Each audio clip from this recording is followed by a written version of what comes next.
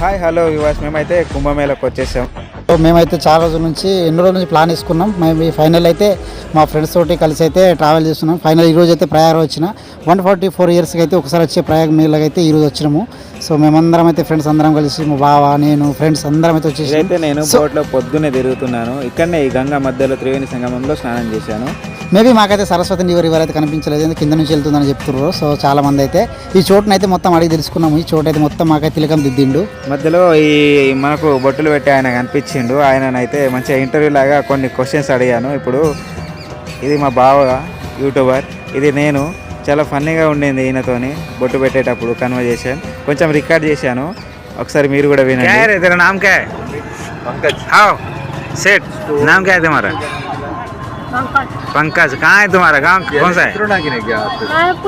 नागपुर में. Okay okay, जय श्री राम.